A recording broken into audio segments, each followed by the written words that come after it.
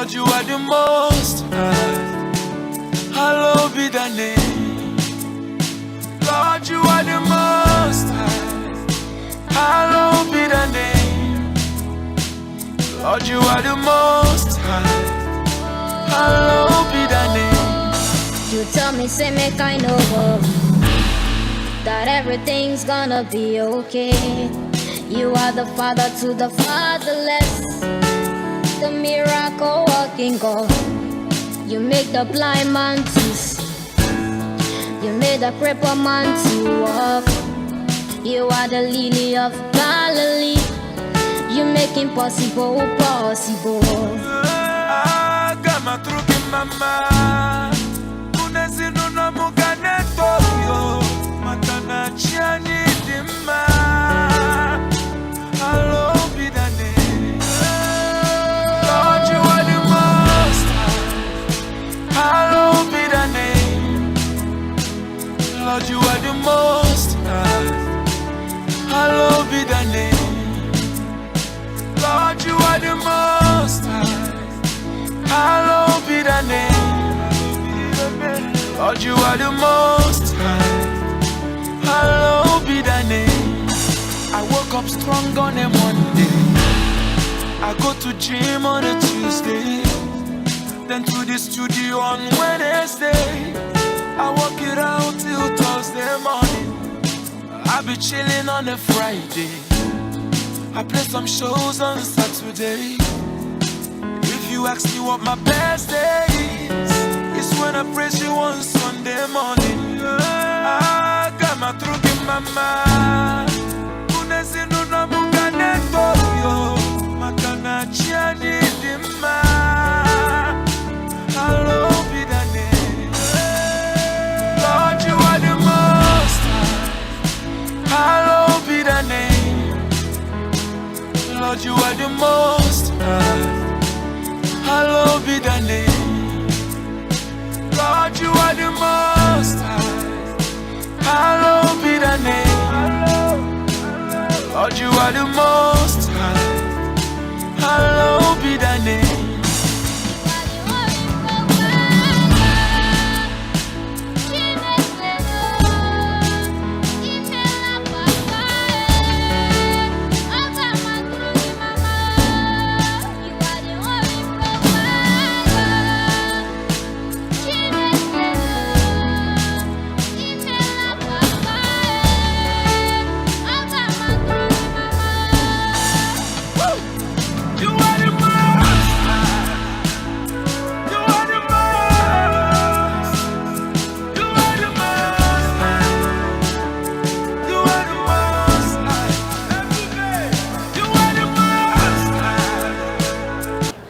Bolingo na yo oyo eleki monene kati na mokili oyo. Ozali nzambe ya bacirconstance ya ndenge na ndenge ntango tozali kotambola kati na mokili. Ngonga oyo nde toye kozongisa matondi liboso na yo na ndeko na biso oyo towumelaki na ye. Opesaki biso ye lokola likabo. Asali makambo ndenge na ndenge oyo olingelaki ye. Pe obongisaki ete mokolo oyo akataki motema azonga epai na yo. Oyo ezali bokutani ya suka oyo biso tosangani mpona kozongisa matondi na bomoi oyo opesaki ye. Tika yo okamba ngonga nyonso oyo otambwisa yango mutu nyonso oyo akozwa liloba lokumu mpe nkembo ezala kaka ya yo nzambe oyo okela moko na biso. Pambola bitambi na biso oyo etamboli etika nkembo mpe lokumu ezala na place moko te. Kokisa bolamu na yo nyonso mpe bilaka na yo na ndenge yo obiengi biso na pokwa oyo na culte d'action de grâce en faveur ya mama na biso oyo atiki biso oyo moko na moko aye epai na yo oyo kosala 1+ na bomoi na biso na kombo na Yesu. Amen. 90 tokumisa Nzambe na esengo lingala 90 ikatoko sanjola kolona Zambie komela manupema walaye konaba to awas Zambie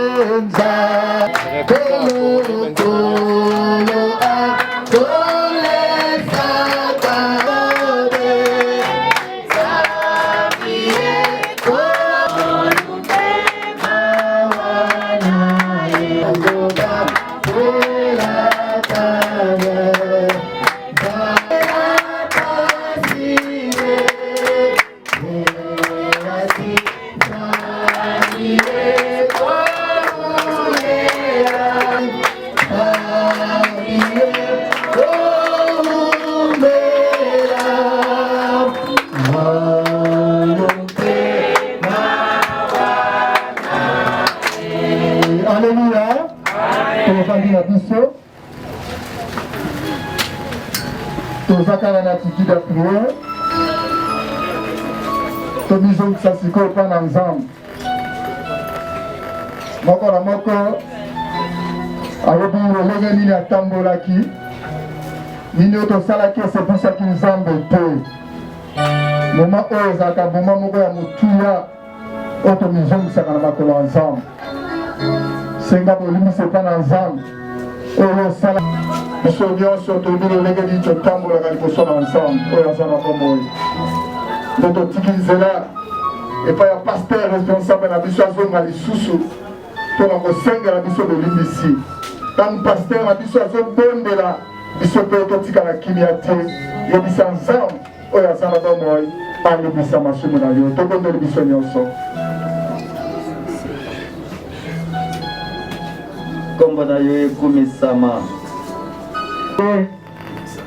oyo akoki komikumisa koloba ete ngai nakoka na nyonso yawe limbisa moko na moko na biso ndenge yo oyebeli biso yo ozali kosonde le cœur et les reins oyebi moko na moko ndenge tokoki kozalela pe oyo ekoki kozala bulembu oyo totambolaka na yango quel que soit dimension na biso niveau na biso me yo oyebaka faiblesse oyo moko na moko azali na yango limbisa biso Nzambe makila na Yesu epetola bomoi ya moko na moko na biso molimo tokoyeba kotambola lima liboso pambola bomoi na biso na se ya ntango wana ntango nyonso tozanga eloko moko te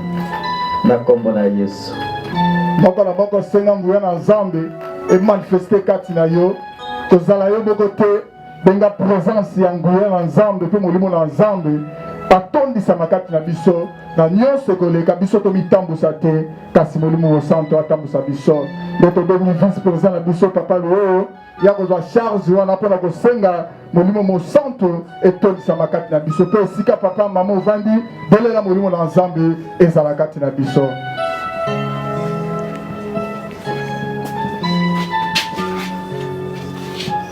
Nzambe sedi yetu moka yengele ngeye wana wambote lemva kubuta buku kwa peto tanguza zoso rubutu kutakane tulomba kampevi akuya longo ya yitana ya peto karikondo kwa yandi katulende vanga ya budi mosi ya mboteko pevi ya longo wiza kota mutima mosi mosi pasivo mambo mako mamoma tunavanga baba matwa wamo twadimbamo karingewe na wewe takutubambo la mamonso na matukamba mfumo wetu Yesu Kristo mambo malulendo mambo mafitu kutusalisa muluzingu lwetu pevi ya longo wiza kulumuka kulumu campus watu longa mambo mako voka ngeko wena kuna botu futi vislama matata nzambe mena mampevi alongo pika wasala mobeto babonsono pasivo twakala mokiese kya kizulu tutonde mamonsono bika nkumbu aku yave nzambe azisono nkumbu isto lombela amen Amen, hein?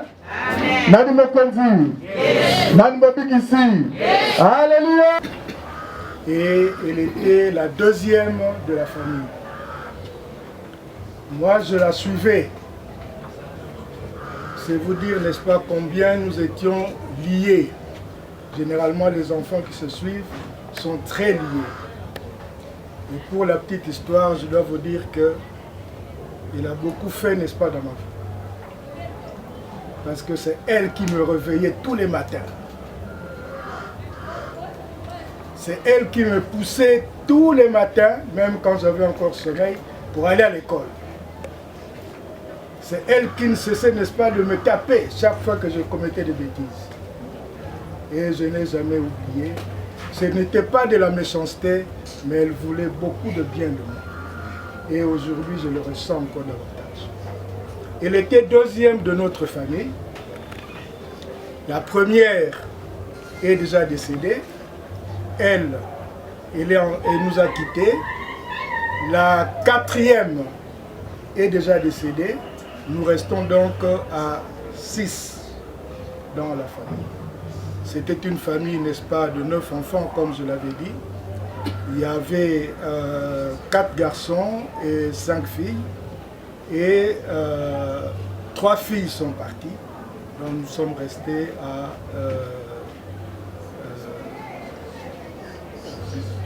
à 6, comme je l'avais dit. Elle est née en 1946, je l'ai déjà dit. Et elle a passé pratiquement toute sa vie dans la ville de Boma. Vous comprenez bien que après Matadi, notre père est descendu chercher la vie à Boma.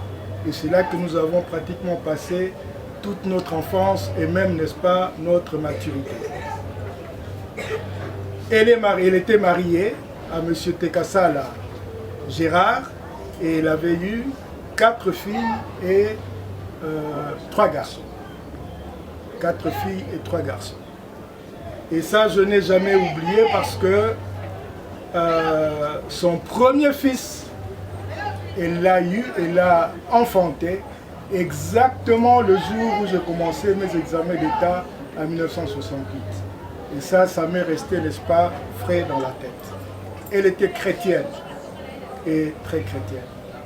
Bien que très colérique, elle était directe et ne savait pas garder dans son cœur ce qu'elle voulait, ce qui la dérangeait. Elle était vraiment directe. Mais aussi fâchée, elle savait pardonner. Elle a réussi, n'est-ce pas, à élever un cœur, n'est-ce pas, de pardon. Je l'ai dit, elle était très chrétienne, protestante, parce que nous sommes au fait une famille protestante. Notre mère était diaconesse et notre sœur aînée l'était également. Et elle, je crois qu'elle a fait le même pas à l'église protestante de Boma et qui, pour elle d'ailleurs, a eu la chance de se trouver juste à côté de l'église à 10 ou 15 mètres, n'est-ce pas, de l'église où elle priait. Très attachée, n'est-ce pas, à l'église, et je crois qu'elle a laissé un très bon témoignage dans la communauté où elle vivait. Si bien que j'ai fini par comprendre l'intransigeance des enfants. Les enfants ont tenu à ce qu'elle soit inhumée à Boma. Et quand j'ai analysé, j'ai compris que sa communauté, qu'elle a marquée par son assiduité, par sa chrétienté, par son exemplarité, l'a réclamée.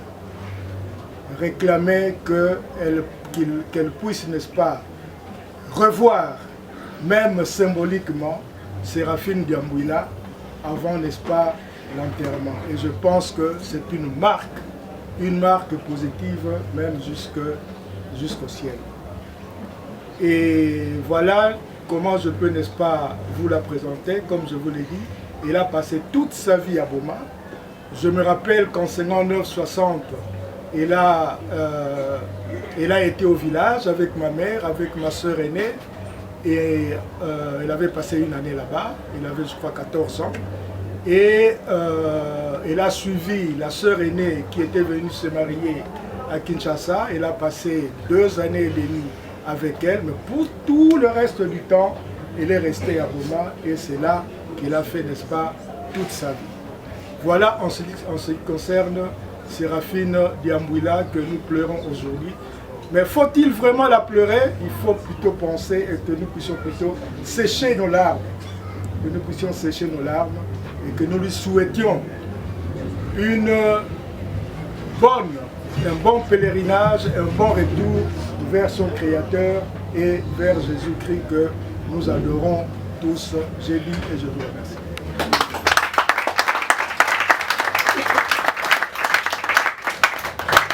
Amen. Amen. Témoignage. Il y a maman la biso malgré vina mingi les qui na boma mais témoignage que ko zangate. Oh maman la biso marqué qui est par rapport à vinaye ako les gars pour na couper sa biso pe moi témoignage mukie. Aleki yepa ya binganga mama leki. To vanda kana ye malamu. Donc disparition na ye pa na ngai. Il marque ngai. Mais Nzambe Lola un jour tu reputana naye na misala malamu pote misala malamu epola kate atiki famille ebele bana ebele oyo asali kate na biso Nzambe yebi tukotika kokosa na ita mokolo moko que son nom repose en paix.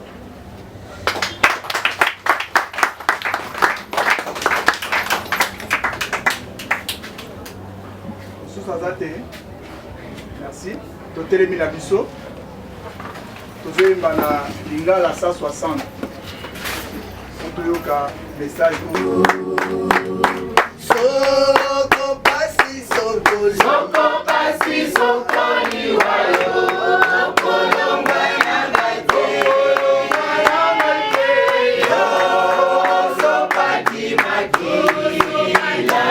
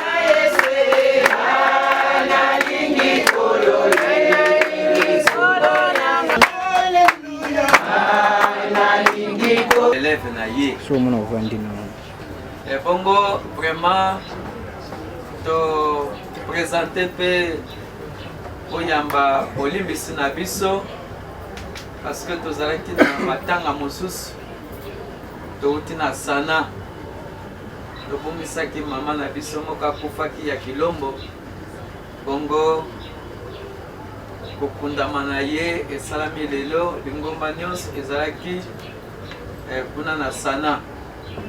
Donc awa toyeka kana échantillon ya quelques bateaux oyo pe groupe oyo na mwa makasi oyo apesi biso tomonani lisusu awa nde yango bomoni ete culte ezalaki prévu na 16h biso tokomi juste awa ba 17h moins 10 oyo tokomi awa e vraiment boyamba kolimbisi na biso tovandi na avenue Kinshasa numéro 6 bongo mama na biso demeure na ye to avandi na boma libota ne nyonso mingi azali na boma mpe eglize na ye ezali na boma esika ye asambelaka abandaki kosambela me lokola tozali lingomba moko boma mpe Kinshasa nde bandeko délégation ya libota bayaki na paroisse na avenue Kinshasa te bayaki koloba ete vraiment oyo azali moko ya lingomba na bino mikanda na ye yango oyo bisika abandaki kosalela nzambe nde na boma na awa toyokanaki ete biso na Kinshasa tozala mpe na culte d'action de grâce awa na Kinshasa nde yango bomoni libota eyaki kokontakte biso mpe biso mpe tokokaki kokanga mitema te koya kolela na bandeko oyo bazali kolela kobondesa mpe libota oyo nzambe akomisama na reconnaissance oyo kosali na ntina ete bisika mama akatelaki motema awa na Kinshasa bino mpe koza na présence d'esprit ya kozongisa nano matondi epai na ye avant nzoto na ye ekende na boma nkolo apambola bino mpe ase souvenir na acte wana ya reconnaissance ya remerciement lokola balepre wana oyo babikisamaka moko azongaka koloba merci mpo obikisaki ngai nzambe apambola libota oyo mpe apambola moko na biso oyo totamboli na ntina ya kobondisa libota oyo nkolo apambola biso tozali kotanga maloba na nzambe na mikanda misato liboso na Job chapitre 1er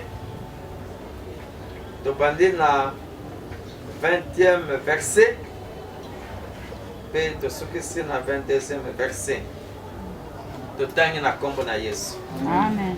Job atelemi apasoli kazaka na ye mpe akokoli motu nsima amibwaki na mabele elongi na se alobi ntango nabimaki na libumu ya mama nazalaki na eloko ata moko te nakozonga mpe na eloko ata moko te yawe moto apesaki ye mpe moto akamati tika te yawe azwa lokumu na kati ya bapasi wana nyonso Job asalaki lisumu ata moko te alobaki ata likambo moko te ya mabe ya nzambe. Amen. Tokei na Psaume 90 na verset 3 yo okozongisaka bato mabele olobaki bino bato bozonga epai outi bino bato bozonga epai outi. Toke na Jean chapitre 16 verset 33 nalobi na bino makambo oyo nyonso mpo bozala na boboto to bozala na kimia lisanga na ngai bokomona pasi mingi awa na mokili kasi botia molende ngai nasi nalongi mabe ya mokili. Amen. Amen. Tika tobondela nzambe na ngolu tika molimo na yo eloba bulisa bibebu na ngai molimo mosantu tia maloba po ekolendisa bomoi na biso na kombo na Yesu. Amen. bisika outaki wana nzambe moto azali koloba na diambwila zonga bisika outaki ndenge moko pe akoloba na biso na tango oyo ye abongisa yo oyo nasalaki zonga donc tozongaka bisika oyo toutaka bandeko tozali bapaya mpe batamboli mopaya ntango nyonso azalaka pre ntango alobi ete na kovoyage voyageur nyonso abandaka nano kobongisa biloko na ye sake na ye bilamba na ye parce que ayebi ete voyage na ye ezali surtout soki akovoyage lobi bamosusu butu wana akolala te donc makanisi na ye eza kaka nzela oyo ye akokende valise na ye soki bapasseport déjà asi abongisaki mwa sake na ye atie bapasseport makambo ne nyonso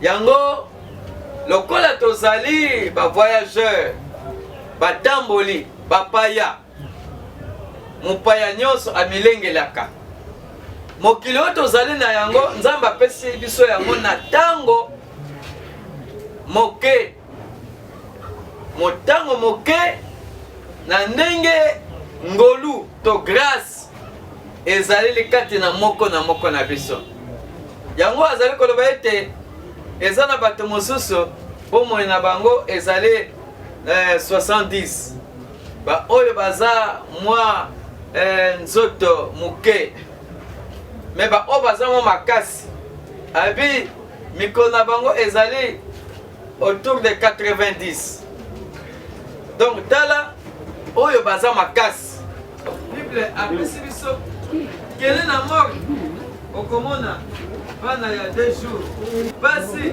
mibali tozali lelo nazaki na sana na tali baseke mutu na ntango na ngonga na ngonga soki ebiki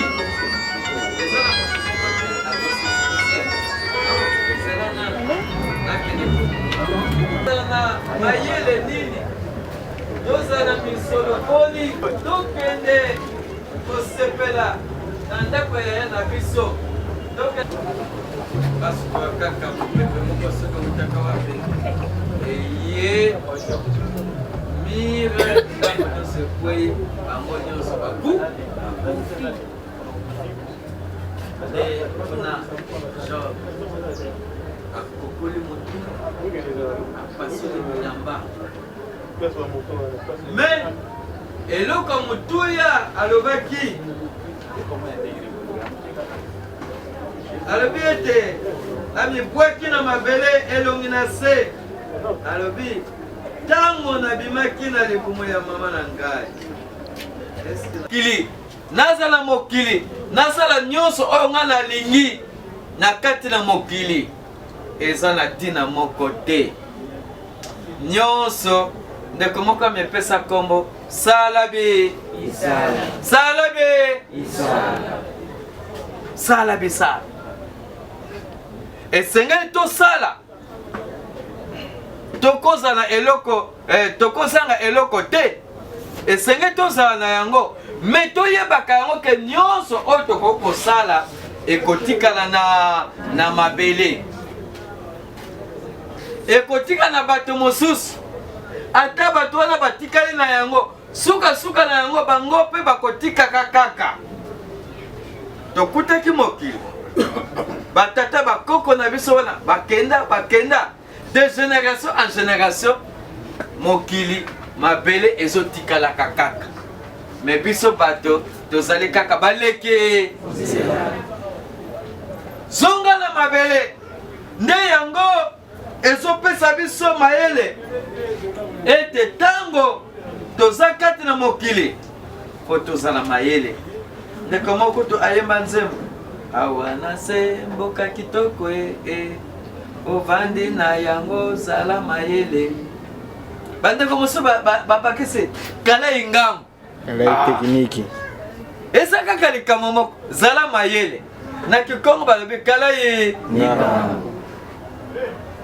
donc zala mayele mayele na biso eza na bato te me mayele na biso tokoluka nde moto mayele alukaka nde nzambe mpo azala mayele mpo nzambe moto akotambwisa yo nzambe moto akoloba neke awa danger ezali nzambe moto akoloba neke non awa bato babombami yo nzambe moto ayebi ete oyo aza likambo na yo kati na motema na donc nzambe moto ayebi biso nyonso ntango toluki mayele ya nzambe nzambe akobatela biso na baforme nyonso butu mpe moi parceke ye aza mokonzi ya mokandeko na mokili bokotungisama yesu moto azoloba yango mpo biso tozokanisa osambela ke nyonso eza kaka rose nyonso eza kaka bien non ye alobaki bokotungisama na mokili esengeli tozala na yango conscient kotungisama ekoki kozala me biso kotungisama na biso tokoluka nde nzambe po ye nde akopesa biso kimia ye nde akoyeba kolekisa biso na mipepe ya ndenge na ndenge bongo tozwi kaka 2020 oyo bato boni oyo bakufi na corona na covid boni bakufi na monde mobimba tanga chiffre ya bato boni eske nzambe abane komona te ayebi nyonso poko na nguya na nzambe elakisama sur tous les plans Christ azala pole ya nzela na bango ye oyo abatelaka nzela ya kobima papa ni moko te komplikation moko te basimbama na sia loboko na nguya kombo na yo enetolama pambola communauté nyonso oyo eye kosangana na libota ya papa na biso ezali ngolu ye mpe azwi epai na yo nzambe mpe lipamboli ya motuya ete moko na moko ya koti awa bitambi na ye epambola lipota oyo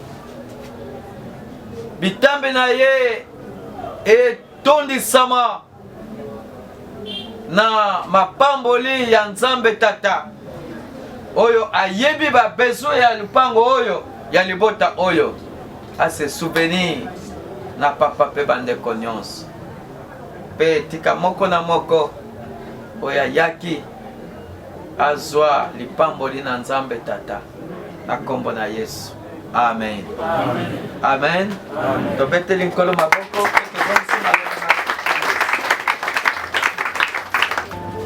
tokoya kozongisa so matondi na niveau ya lingomba tokutana bino toyeba mpe ndenge makambo nyonso elekeli kuna nzambe asunga bino mpe atambola na bino nzela nyonso oyo bozali kokende ndenge bakoko na biso balobaka ete kulu handikisi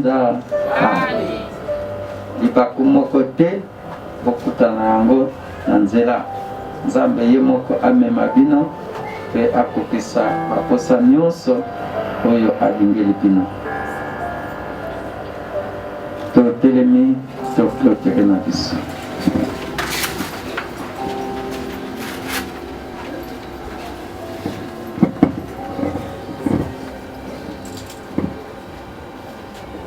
Zambi mpuanza yayo sei mabanza mambo sono moto kalendi kuvyokato lotidika otonda tona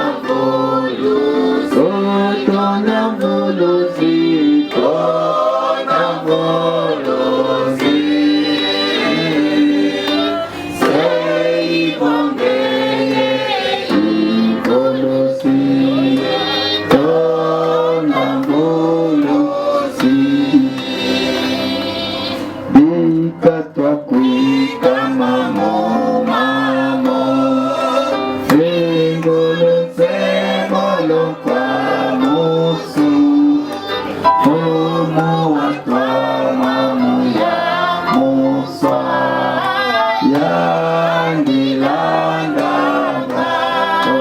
tonda tonda mvuluzi tonda mvuluzi yo bongisaki yango mbula ebeti te po mbula mpe ekoya kobeta bongo tokutani te me yo opesaki biso ntango tokumisa nkombo na yo na nzela ya kufa ya mama na biso Serafine. Zwa matondi ya mitema na biso yo otongwama koleka, tika libota oyo epambolama oyo bazwi nanu te Nzambe, tika lobokolo na nkuya ekende kolukaluka po bazwa yango na se ya tango bamona bato na bozwi, bato oyo bazali kosimba famille, bapilier ya famille bakontinue kobima de génération en génération. Acte oyo bakosala kolongola nzoto ya mowumbu na yo awa na Kinshasa komema yango na boma, maboko na bango ekauka te, bapambolama bazwa ya mukama na mukama. Yo ozali Nzambe na ngolu, moto nyonso oyo ayaki awa apambolama. Kanisa atiki misala na ye nyonso, atiki libota na ye, bazaki na baprograme ya ndenge na ndenge, me baye kolongisa oyo ya mosali na yo oyo asili kotika biso.